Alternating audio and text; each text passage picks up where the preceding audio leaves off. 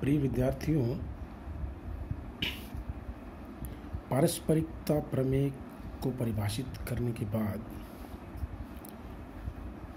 उससे पहले कि हम उसको आगे सॉल्व करें, एक छोटी सी मिस्टेक पिछले लेक्चर में कैलकुलेशन की यहाँ हो गई। मैंने 1/6 एम्पियर लिखा, ये एक्चुअल में 1/12 एम्पियर होगा, क्योंकि 15/180 बराबर 1/12 एम्पियर।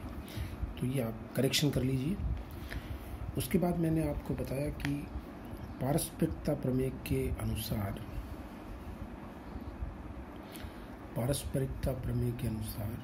प्रिय बच्चों, अगर किसी भी परिपथ के एक लूप या एक मेश में कोई शक्ति प्रदाय है, तो इसके कारण मान लीजिए दूसरे लूप में कोई धारा, मान लीजिए दूसरे लूप में जो धारा है वो I2 प्रवाहित होती है।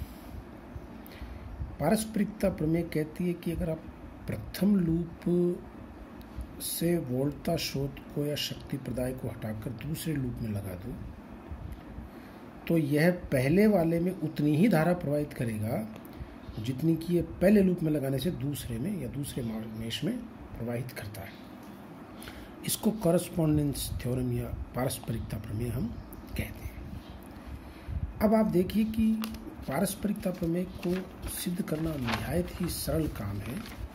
इसके लिए मैंने ये परिपथ दोबारा खींच दिया है और मैं आपको एक नए विधि से इसका सॉल्व करना सिखाता हूँ। देखो, किरचॉफ के द्वितीय नियम में आप सरल समीकरण बनाकर किस प्रकार सॉल्व करें, परीक्षा में आ जाए तो। इस लूप में I1 करंट मान लीजिए, इस दोनों में क्लॉकवाइज मान लीजिए I1 और I2। E को हमने प्रथम मेश में लगा रखा है। तो देखिए, ये मैंने कथन दोबारा से लिखा है यहाँ पर, वो आप कि किसी जाल के एक मेश में आरोपित वोल्टता स्रोत के कारण दूसरे मेश में पर I धारा प्रवाहित हो, तो उसी स्रोत को द्वितीय मेश में लगाने पर प्रथम में I धारा ही प्रवाहित होगी। अब देखिए, इसमें पहले मेश में हम द्वितीय नियम लगाते हैं। तो द्वितीय नियम क्या है? Summation of E plus IR बराबर 0। तो देखो, E बराबर धारा I1 क्लॉकवाइज Z1 में जा रही है और Z3 में जा रही है, तो Z1 plus Z3 into I1 minus, ये चूंकि यहाँ पे नीचे से ऊपर आ रही है तो इसमें I1 के अपोजिट होगी, तो माइनस I2 Z3। और इसमें चूंकि कोई स्रोत नहीं है तो हम लिखेंगे 0 बराबर ये। अब आप इन दोनों समीकरणों को डिटर्मिनेंट फॉर्म में इस प्रकार से लिखते हो, सारणिक रूप में E0 बराबर Z1 प्लस I1 के कोफिशिएंट और I2 के कोफिशिएंट दोनों में, और यहाँ I1 I2 आ जाएगा। अब मैं इस सारणिक को डेल्टा Z से या प्रतिबाधा सारणिक के रूप में व्यक्त करता हूँ, ये डेल्टा Z हो जाएगा।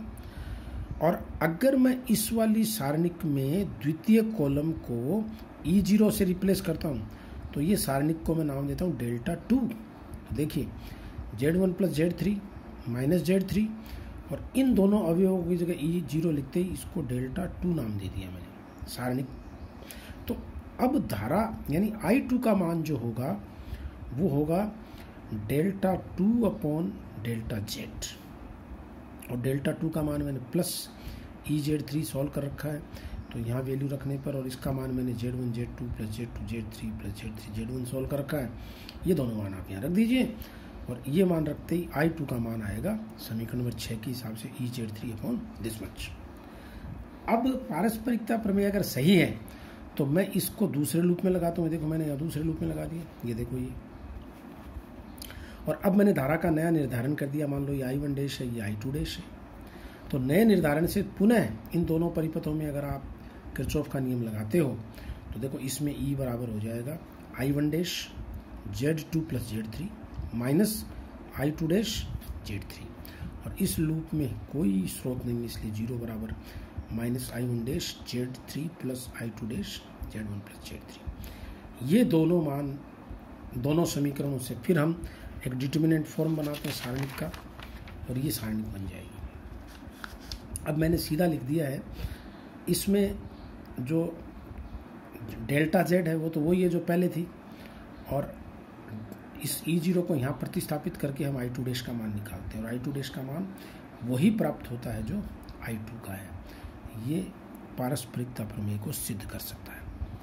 आप में से कोई भी विद्यार्थी अगर कह दे नहीं सर मैं तो I2 नहीं निकालूंगा, मैं तो I1 ही निकालूंगा, तो आप पहले इसको इधर ले लें, I1 निकाल लें, फिर इसको वापस इधर लगा करके आए, तो आप देखेंगे कि दोनों मान समान आते हैं।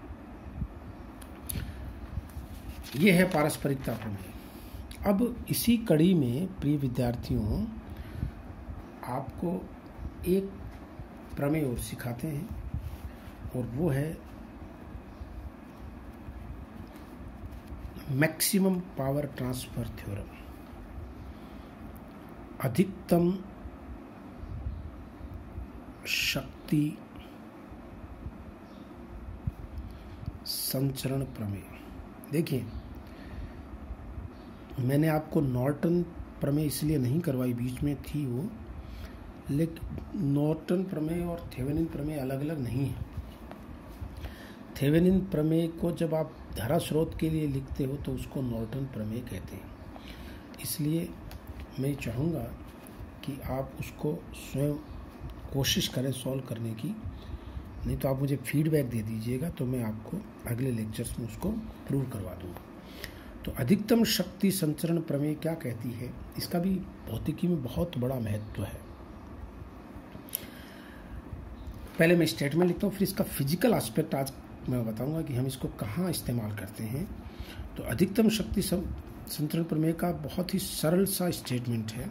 इसका कथन ये है कि इसके अनुसार जब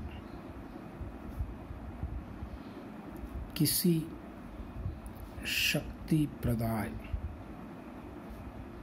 से किसी लोड प्रतिबाधा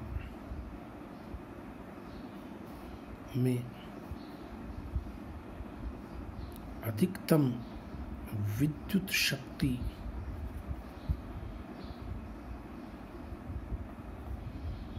का संचरण होता है तो अधिकतम विद्युत शक्ति का संचरण होता है तो उस स्थिति में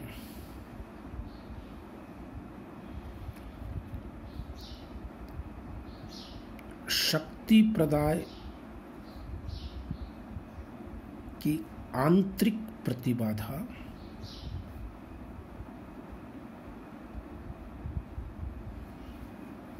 तथा